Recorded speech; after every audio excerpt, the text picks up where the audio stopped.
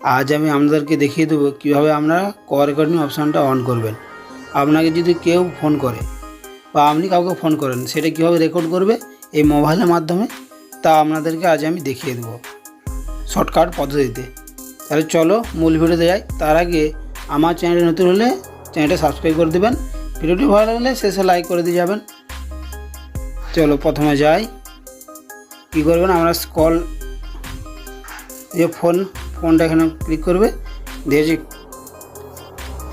কিপ্যাডটা open করে নেবেন, দিয়ে এখানে দেখতে পাচ্ছেন এই থ্রি ডটে ক্লিক করবেন, দিয়ে তার নিচে যে সেটিংয়ে ক্লিক করবেন। সেটিংয়ে ক্লিক করার পরে কতগুলো অপশান চলে আসছে। এই দেখো এখানটায় লেখা আসছে কল রেকর্ড, এখানটা আমি ক্লিক করলাম, যে রেকর্ড কল এখানে ক্লিক করলাম। দেখতে পাচ্ছেন অটো কল রেকর্ড, যে এখানটায় ক্লিক করবে,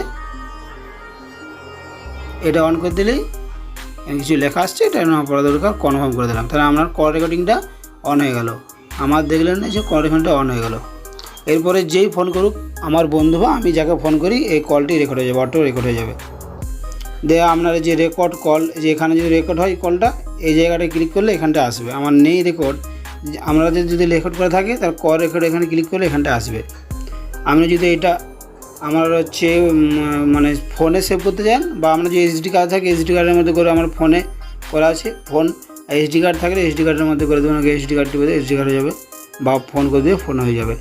আর delete all record, old recording, আমি যা ডিলিট করি ওল্ড রেকর্ডিং এখানে আসবে। তাহলে এইভাবে অডিও কল রেকর্ডিংটা অন করতে হয়। তাহলে বুঝতে পারলেন কীভাবে অডিও রেকর্ডিংটা অন করতে হয়।